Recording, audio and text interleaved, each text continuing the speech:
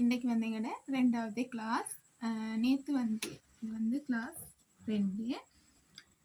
அப்படின்னா ஃபர்ஸ்ட் கிளாஸில் நாங்கள் வந்து 2022லேருந்து 2020 வரையான உயிரின ரசாயன அடிப்படையிலேருந்து வந்த கேள்விகளை MCQ கேள்விகளை பற்றி பார்த்தோம். இன்றைய கிளாஸில் வந்து 2019லேருந்து தான் நாங்கள் பார்க்க போகிறோம். சரியா? அப்போ 2019ல் 25வது கேள்வி, 2019ல் 25வது கேள்வி வந்திருக்கிறது இந்த உயிரின ரசாயன அடிப்படையில் இருந்து. பாருங்க, அப்ப 2019ல் 25வது கேள்வி என்னன்னு, மலச்சிக்கலை தடுக்க உதவுவதும் தாவர களத்தில் அடங்கியுள்ள எந்த பல்சக்கரைட் ஆகும்? மலச்சிக்கலை தடுக்கிறதுக்கு எங்களுடைய கேள்வி வந்து மலச்சிக்கலை தடுக்கணுமா, சிக்கலை தடுக்கணும், அதே மாதிரி தடுக்கிற பல்சக்கரைட்டு இதுன்னு சொல்லிதான் கேட்டிக்குது. மலச்சிக்கலை தடுக்கிறதாவும் மீக்கணும், பல்சக்கரைட்டாவும் மீக்கணும். இப்ப வந்தவங்களுக்கு இந்த பல்சக்கரைட் எதுக்குள்ள வரும்னு தெரிஞ்சுக்கும் தானே. எதுக்குள்ள வரணும்? கார்போஹைட்ரேட் ஒரு சேதன சேர்வை ஒண்டிக்கும். கார்போஹைட்ரேட். இந்த கார்போஹைட்ரேட் வந்து 3ஆ பிரிக்கலும் எங்களுக்கு. ஒரு சர்க்கரை, இரு சர்க்கரை, பல் சர்க்கரை. எப்படி? ஒரு சர்க்கரை, இரு சர்க்கரை, பல் சர்க்கரைன்னு சொல்லி கார்போஹைட்ரேட் 3 பகுதிகளாக பிரிக்கலும். ஒரு சர்க்கரைட்டுன்னு சொன்னா அங்க வந்து ஒரு குளுக்கோஸ், அதாவது குளுக்கோஸ் இல்லாம ஒரு சர்க்கரைட்டுன்னு சொல்லக்கொள்ள அதுல மூலக்கூற்று சேர்த்து எப்படி வரும்னா C6H12O6 வரும். C6H12O6 வரும். சரியா? இது ஒரு சர்க்கரைட்டு. அதே மாதிரி பல்ஸ் இரு சர்க்கரைட்டுண்டா 2 ஒரு சர்க்கரைட்டுகள் சேர்ந்து வரும். 2 ஒரு சர்க்கரைட்டுகள் சேர்ந்து வர்றதுதான் இரு சர்க்கரைட்டு. இப்படி 2 ஒரு சர்க்கரைட்டு சேரும் போது அங்க என்ன நடக்கும்னா ஒரு நீர் மூலக்கூறு வெளியேறும். நீர் மூலக்கூறு வெளியேறதால இங்க சூத்திரத்துல வந்து இப்ப 2 ஒரு சர்க்கரைட்டு தானே, அப்ப இது 2 மடங்கு வரணும். 2 மடங்குன்னு கொள்ளைங்களுக்கு எப்படி எழுதலும்? C12H24O12 எழுதலும். அதுல ஒரு நீர் மூலக்கூறு வெளியேறுது, அதாவது H2O. அப்ப இதுல 2 H குறைக்கணும், ஓல ஒன்று குறையும். அப்ப C12 எப்படி வரும்? C12H22O11 வரும். இரு சர்க்கரைட்டு சூத்திரம். அதே மாதிரி பல் சர்க்கரைட்டுண்டா 2க்கு மேற்பட்ட ஒரு சர்க்கரைட்டுகள், அதாவது பல ஒரு சர்க்கரைட்டுகள் சேர்ந்து உருவாகிறது தான் இந்த பல் சர்க்கரைட்டு சொல்றேன். அப்ப கார்போஹைட்ரேட் 3 வகை, ஒரு சர்க்கரைட், இரு சர்க்கரை, பல் சர்க்கரைட். இது தெரிஞ்சுக்கணும். அதே மாதிரி தெரிஞ்சுக்கணும் இந்த ஒரு சர்க்கரைட்டோட இயல்புகளை. இப்ப இது வந்து வேற கேள்வியில் வரக்குள்ள நான் இதை டீப்பா சொல்ல மாட்டேன். ஒரு சர்க்கரைட்டுன்னு சொல்லக்குள்ள அது வந்து எப்படி இருக்கும்? நீரில் கரையும், பளிங்குருவாக்க முடியும், அதே மாதிரி இனிப்பு சுவை உடையது இந்த ஒரு சர்க்கரைட்டு. இதே 3 இயல்பும் வந்து எங்களுக்கு இரு சர்க்கரைட்டுக்கும் செல்லும். நீரில் கரையும், பளிங்குருவாக்க முடியும், இனிப்பு சுவை உடையது. ஆனா பல் சர்க்கரைட்டுன்றது வந்து நீரில் கரையாது, பளிங்குரு அற்றது, அதாவது எங்களுக்கு பளிங்குருவாக்க முடியாது. அப்ப இது 2க்கும் எதிரானதுதான் அந்த வந்து பல் சர்க்கரைட்ல வருது. அப்போ ஒத்த இயல்பை கொண்டதுதான் ஒரு சர்க்கரைட்டும் இரு சர்க்கரைட்டும். என்னவா? நீரில் கரையும், பளிங்குருவாக்க முடியும், இனிப்பு சுவை உடையது. ஆனா இந்த பல் சர்க்கரைட்டுன்றது நீர்ல கரையாது, பளிங்குருவாக்க முடியாது. இது வந்து இது இயல்பா எங்களுக்கு சொல்லலாம். இப்ப அதுக்கு மேலதிகமா வந்து எங்களுக்கு இந்த ஒரு சர்க்கரைட்டுக்கு உதாரணம், இரு சர்க்கரைட்டுக்கு உதாரணம், பல் சர்க்கரைட்டுக்கு உதாரணம் வந்து இருக்குது. அதை பார்த்தோம்னு சொன்னா ஒரு சர்க்கரைட்டுக்கு உதாரணம் வந்து குளுக்கோஸ்,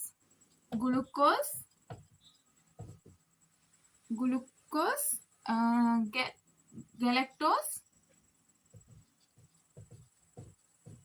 அடுத்தது வந்து ஃப்ரக்டோஸ். குளுக்கோஸ், ஃப்ரக்டோஸ், கெலக்டோஸ்ன்னு சொல்றது 3 வந்து ஒரு சர்க்கரைட்டுக்கு வரும். அதே இரு சர்க்கரைட் எடுத்தோம்னு சொன்னா இரு சர்க்கரைட்ல வரப்போது மோல்ட்ரோஸ்,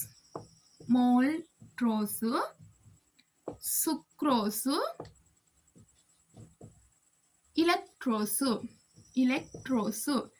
இரு சர்க்கரைட்டுக்கு எப்படி? மோல்ட்ரோஸ், சுக்ரோஸ், எலக்ட்ரோஸ் வரும். இது எப்படி உருவாகுதுன்னு சொன்னா என்ன, ஒரு நீர் மூலக்கூறு வெளியாகும்னு சொன்னேன். இப்ப வந்து மோல்டோஸ் எப்படி உருவாகுதுன்னு சொல்லி எடுத்தோம்டா, 2 குளுக்கோஸ், அதாவது குளுக்கோஸும் சேர மோல்ட்ரோஸ் உருவாகுது. சரியா? என்ன உருவாகுது? மோல்டோஸ் உருவாகுது. அதோட என்ன வெளியேறணும்? ஒரு நீர் மூலக்கூறு வெளியேறும். அப்ப அதை நாங்க H2O காட்டுறேன். அதே மாதிரி ஃப்ரக்டோஸ் எப்படி உருவாகுதுன்னு சொன்னா, குளுக்கோஸ் எல்லாத்துலயுமே குளுக்கோஸ் ஈக்கும், அதோட சுக்ரோஸும் சேர்ந்து சுக்ரோஸ் எப்படி உருவாகுதுன்னு சொன்னா, குளுக்கோஸும் அதோட ஃப்ரக்டோஸும் சேர்ந்து தான் எது உருவாகும்? சுக்ரோஸ் உருவாகும். அதோட ஒரு நீர் மூலக்கூறு வெளியாகிறது தான் அங்கால போடுறேன். அதே மாதிரி எலக்ட்ரோஸ் எப்படி உருவாகுதுண்டா, குளுக்கோஸும் கெலக்டோஸும் சேர லெக்டோஸ் உருவாகும். அதே மாதிரி ஒரு நீர் மூலக்கூறும் வெளியேறும். சரியா? இந்த நீர் மூலக்கூறு வெளியேறுது மூணுலையுமே. அப்ப 2 ஒரு சக்கரைட்டுகள் சேர்றதால தான் சக்கரைட் உருவாகும். குளுக்கோஸும் ஒரு சக்கரைட்டு, குளுக்கோஸும் ஒரு சக்கரைட், குளுக்கோஸ் ஒரு சக்கரைட், ஃப்ரக்டோஸ் ஒரு சக்கரைட், குளுக்கோஸ் ஒரு சக்கரைட், கெலக்டோஸ் ஒரு சக்கரைட். அப்ப 2 குளுக்கோஸ்கள் சேர்றதுனால அங்கால வந்து இரு சக்கரைட்டு உருவாகுது. இது வந்து ஒரு சக்கரைட்டும் இரு சக்கரைட்டும். அதே மாதிரி எங்களுக்கு பல் சக்கரைட்லயும் வகை இருக்குது. சரியா? பல் சக்கரைட்லயும் 3 வகைகள் எங்களுக்கு செலுலோஸ், மாப்பொருள், கொலாய்ட். மாப்பொருள், கிளைகோஜன், அதே மாதிரி செலுலோஸ். இது 3மே வந்து எங்களுக்கு பல் சக்கரைட்டுக்கு உதாரணமா செல்லும். என்ன? மாப்பொருள், கிளைகோஜன், செலுலோஸ். இதோட இயல்பு என்னன்னே, நீர்ல கரையாது, பளிங்குருவாக்க முடியாது. அதே மாதிரி இது வந்து கிளை கொண்டது, கிளை அற்றது என்று சொல்லியும் 2 வகை காணப்படும். சரியா? கிளைகோஜன் என்று சொல்றது, மாப்பொருள் என்று சொல்றது வந்து தாவரங்கள்ல காணப்படும். அதே மாதிரி செலுலோஸும் தாவரங்கள்ல காணப்படும். மாப்பொருளும் செலுலோஸும் தாவரங்கள்ல காணப்படும். விலங்குகள்ல காணப்படுற பல் சக்கரைட் வந்து, விலங்குகளில் காணப்படும் பல் சக்கரைட் வந்து கிளைகோஜன். அப்ப உங்கள்ட்ட ஒரு கேள்வி வரையிலும், விலங்குகளில் காணப்படும் பல் சக்கரைட் எதுன்னு கேட்டு, அப்ப நீங்க வந்து அதுக்கு கிளைகோஜன் கொடுக்கணும். தாவரங்கள்ல வந்து மாப்பொருளும் மீக்கும், செலுலோஸும் மீக்கும். அப்ப உங்களுக்கு இந்த கேள்வியில பாருங்க, தாவர களத்தில் அடங்கியுள்ளன்னு ஒரு வேர்ட் வந்திக்குது. அப்ப எங்களுக்கு வந்து கிளைகோஜன் வராது. எனக்கு ஏண்டாவது வந்து விலங்கு களத்துல தான் கிளைகோஜன் நீக்கும். அப்ப தாவர களம்ன்றதால வந்து கிளைகோஜன் வராது. அப்ப இந்த மாப்பொருள், செலுலோஸ் இதுல வச்சுதான் நாங்க வந்து இப்ப விட எடுக்கணும். அப்ப இதை செய்யணும்னு சொன்னா எங்களுக்கு வந்து இதுல தொழில்கள் தெரிஞ்சிருக்கணும். மாப்பொருள், கிளைகோஜன், செலுலோஸ் தொழில். இதுக்கு தொழில் வந்து உங்களுக்கு ஒரு சார்ட் ஒன்றே புக்ல இருக்குதுன்னு. அப்ப அதை வந்து நல்லா பாத்துக்கணும். செலுலோஸ் தொழில் தான் என்ன, மலச்சிக்கல் ஏற்படுவதை தடுக்கும். இந்த செலுலோஸ்ன்றது தான் மலச்சிக்கலை வந்து தடுக்க உதவும். மலச்சிக்கலை தடுக்கிறதுக்கு உதவுறது வந்து செலுலோஸ். அதே மாதிரி மாப்பொருள் வந்து தாவரங்கள்ல உணவு சேமிப்பு, தாவரங்கள்ல உணவை வந்து சேமிக்கிறதுக்கு. உதாரணத்துக்கு வந்து கிழங்குல வந்து இன்னைக்கு மாப்பொருள் அது வந்து சேமிக்கப்பட்டிருக்குது, உணவாக சேமிக்கப்பட்டிருக்குது. அப்ப மாப்பொருள் வந்து தாவரங்கள் உணவு சேமிப்பதற்கும், செலுலோஸ் வந்து மலச்சிக்கலை தடுக்கிறதுக்கும் உதவும்.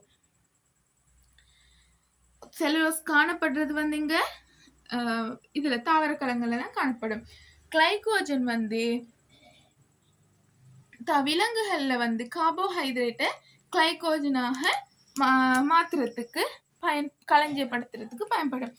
இப்ப வந்து எங்களோட உடம்புல வந்து கார்போஹைட்ரேட் தானே, இந்த கார்போஹைட்ரேட்டை வந்து கிளைகோஜனாக மாத்தி யூஸ் பண்றதுக்கு தான் இந்த கிளைகோஜன் பயன்படுத்தப்படுகிறது. அப்ப உங்களோட கேள்விக்கு வந்து ஆன்சர் என்ன வரணும்? செல்லுலோஸ். மலச்சிக்கலை தடுக்கிறது வந்து இது செல்லுலோஸ். அத்தன் வந்து நார் பொருட்களை சாப்பிட்டேன்னு சொன்னா மலச்சிக்கலை வந்து தடுக்கலும்னு சொல்ற. நார்பொருள்ன்றது வந்து செல்லுலோஸ். நார்பொருள்ல வந்து செல்லுலோஸ் காணப்படும். அப்ப விட வந்து செல்லுலோஸ் 3வது ஆன்சர். 2019ல 25க்கு 3வது ஆன்சர். அடுத்த கேள்வி 2019ல 12வது கேள்வியை பாருங்க. சரியா? 12வது கேள்வி என்ன கேள்வி? குருதி சோகைக்கு பின்வரும் எவ்விட்டமின் குறைபாடு காரணம் ஆகுது. இது வந்து எதுல இந்த கேள்வி வந்திக்குது? விட்டமின்ல. இது விட்டமின் என்ன? உடல் நிலவுகைய பேன்றதுக்கு தேவைப்படுற அசேதன சேர்வைகள். இது விட்டமின், கனியுப்பு, நீரண்டு நான் ஃபர்ஸ்ட் கிளாஸ்ல படிச்சோம். அப்ப இங்க வந்து நான் விட்டமினை பத்தி, விட்டமின்ல வந்து எத்தனை விட்டமின் இருக்குது? 6 விட்டமின் இருக்குது. என்ன? Vitamin A, B, C, D, D, E, K. இது எல்லாத்துக்கும் ஒவ்வொரு பேரும் இருக்குது. அது வந்து உங்களுக்கு இப்ப தேவையில்ல. ரெட்டினோல் அப்படி பேர்கள் இருக்குது. சரியா? இந்த ஏ விட்டமின் குறைபாட்டால வந்து என்ன பாதிப்பு வரும்னா கண் சம்பந்தமான பிரச்சனைகள் வந்து வருது இந்த விட்டமின் ஏ குறைபாட்டால. அப்ப கண் சம்பந்தமான ஒரு பிரச்சனை எங்க சொல்லிக்குது, அங்க வந்து விட்டமின் ஏ குறைபாடு எங்களுக்கு முடிவெடுக்கலாம். அதே மாதிரி சி என்று சொல்றது முரசு சம்பந்தமா, முரசு கரைதல், ஸ்கேவி நோய், இது சம்பந்தமா தான் விட்டமின் சி குறைபாட்டால ஏற்படும்.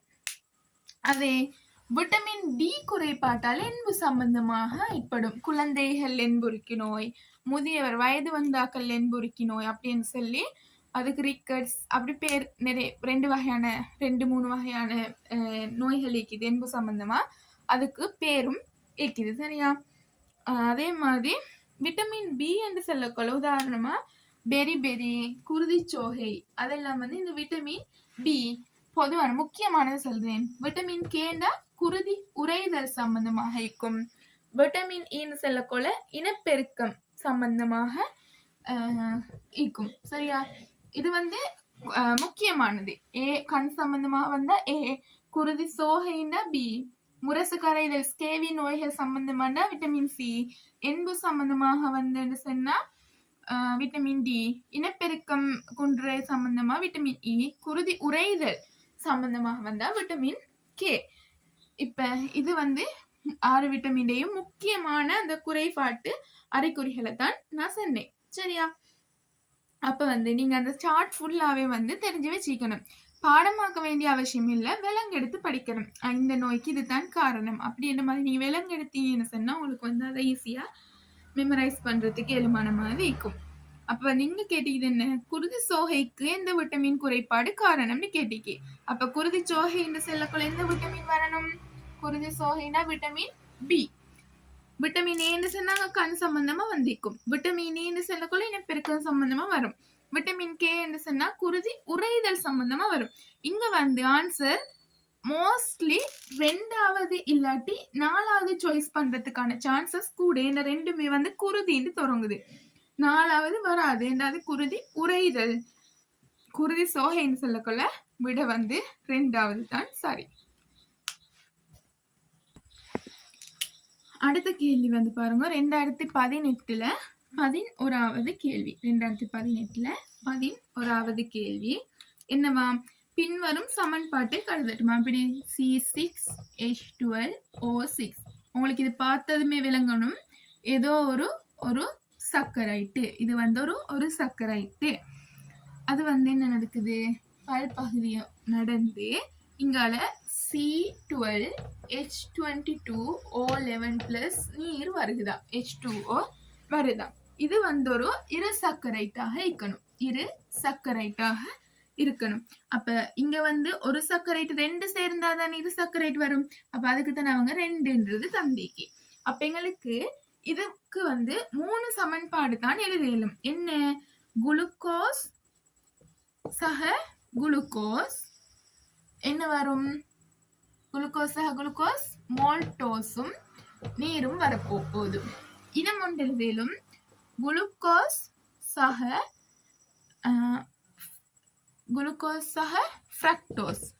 ஃப்ரக்டோஸ் என்ன?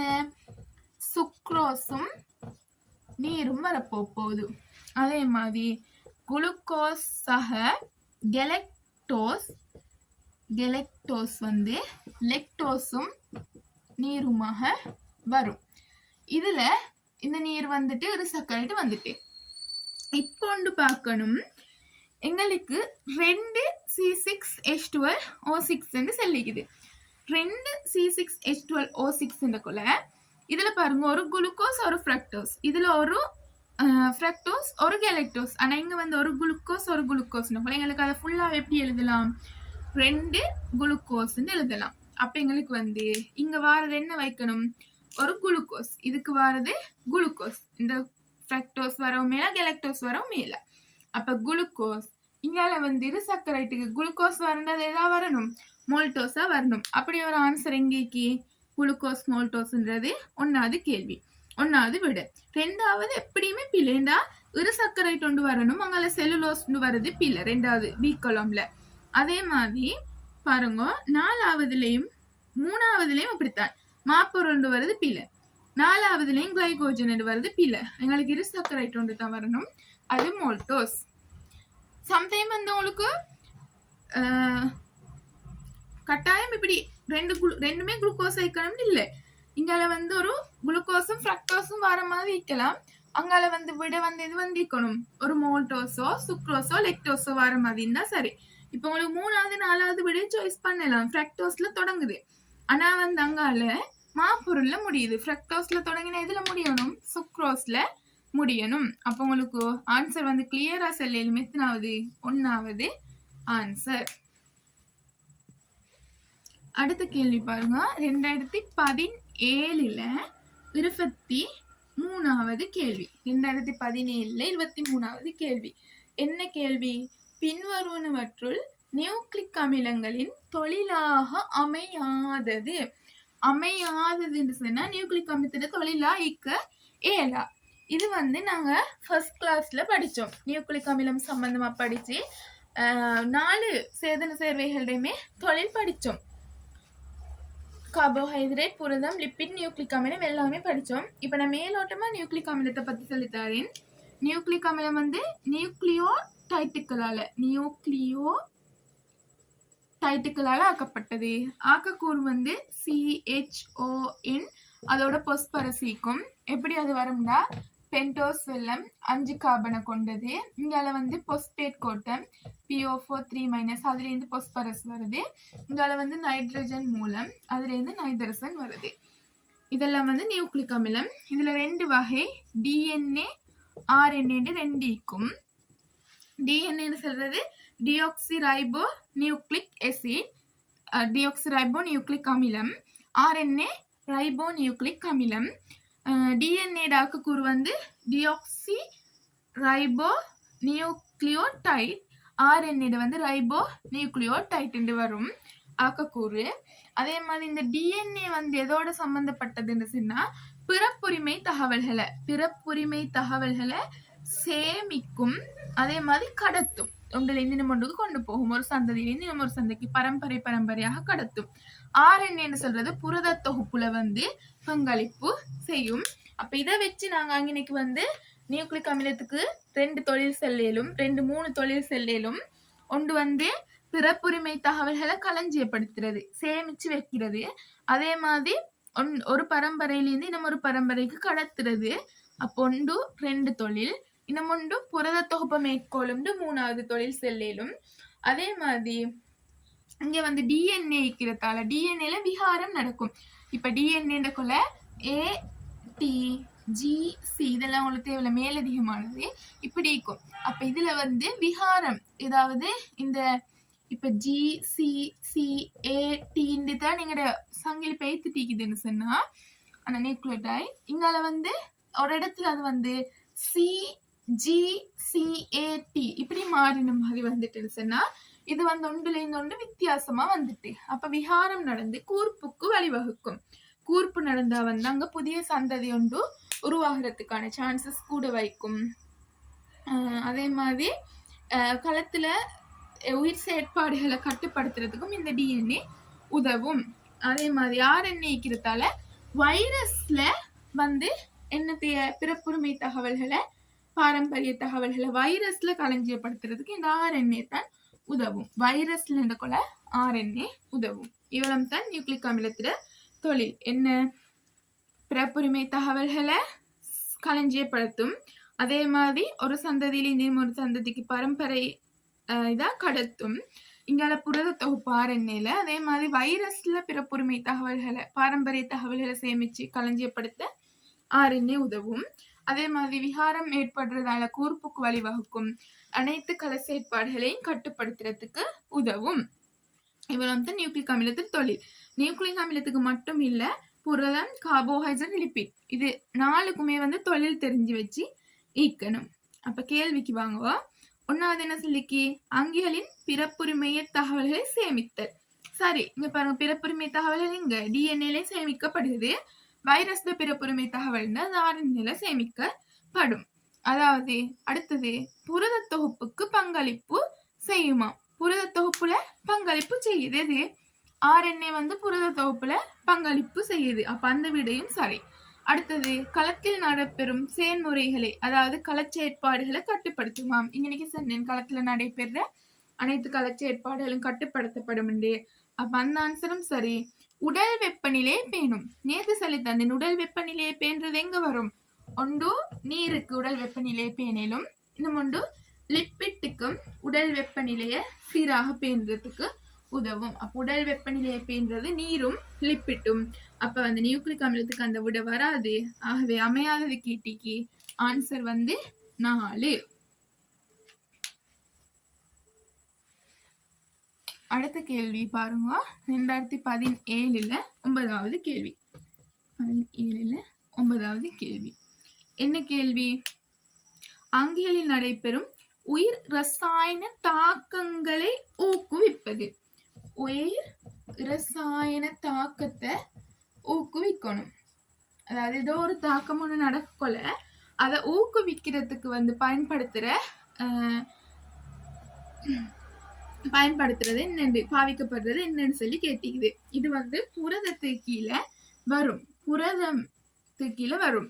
அதாவது உங்களுக்கு வரைவிலக்கணம் தெரிஞ்சிக்கணும். நொதியம், இந்த உயிர் ரசாயன தாக்கங்களை ஊக்குவிக்கிறதுன்னா அது நொதியம் தான். நொதியம் என்று சொல்றது ஒரு விசேட வகை புரதம். விசேட வகை புரதம் தான் நொதியம் என்று சொல்ற.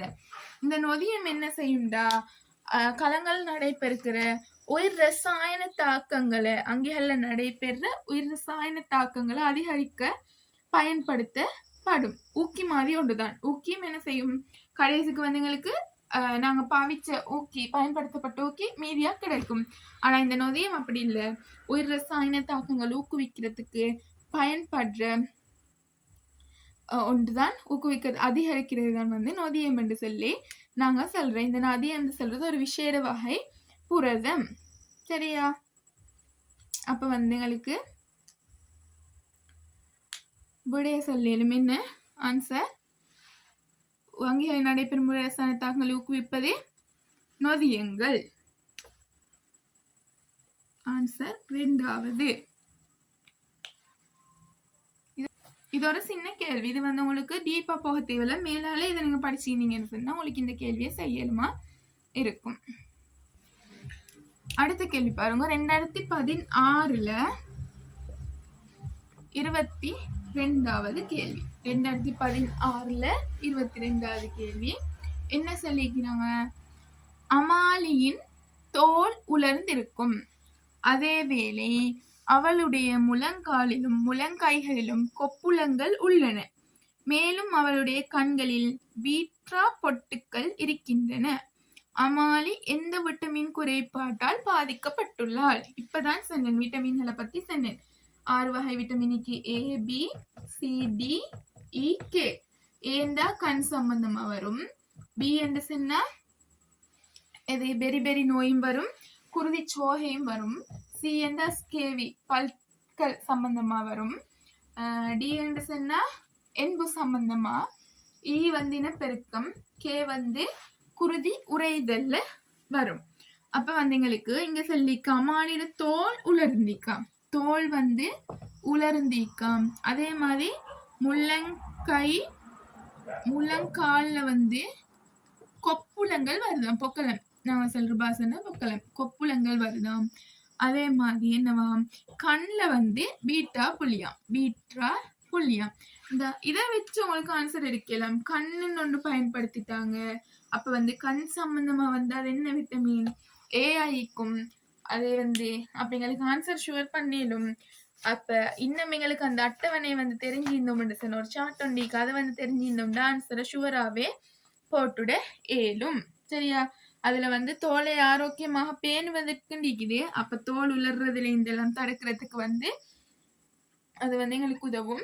அந்த குறைபாட்டு அறிகுறிகள்ல பாருங்க இருக்குது. பீட்டா புள்ளி தோன்றது, மாலைக்கண், தோல் உடர்ந்து காணப்படுதல், முழங்கால் முழங்கை ஆகிய இடங்களில் முள் போன்ற கொப்புளங்கள் தோன்றுதல், சுவாச தொகுதியுடன் தொடர்பான நோய் என்று சொல்லி இருக்குது. அப்ப வந்து எங்களுக்கு விட என்ன? விட்டமின் ஏ வரணும். எத்தனாவது ஆன்சர்? 1வது ஆன்சர். இது வந்து 2016ல 22வது கேள்வி. அப்ப நாங்க பார்க்கணும் 2015 2014. இதுல வந்து 2015 2014 இந்த கேள்வியில இந்த ஆன்சர் கேள்வி வந்து இல்ல. அப்ப வந்து இவெல்லாம் தான் வந்து எங்கிட்ட உயிரின ரசாயன அடிப்படையில வந்து அந்த பாஸ் பேப்பர் கேள்வி, அதுக்கான விளக்கமும் கட்டாயம் உங்களை விலங்காடு திருப்பி திருப்பி பாருங்க. இதை பார்த்துட்டு மட்டும் இருக்காம என்ன செய்யணும்? பேப்பரை மருக செஞ்சு ஒரு 3 முறை மாதிரி செஞ்சிக்கணும். குறைஞ்சது 3 முறை செஞ்சு விளக்கம் இன்னும் மொத்தம் உங்களுக்கு இது எப்படின்னு கேட்டா விளங்கப்படுத்துற அளவுக்கு அவ்வளோ தரவாய்க்கணும். அப்ப நீங்க உங்களுக்கு எவ்வளவு இயலுமோ அவ்வளோ திருப்பி திருப்பி பாருங்க. முடிச்சுக்கொள்வோம்.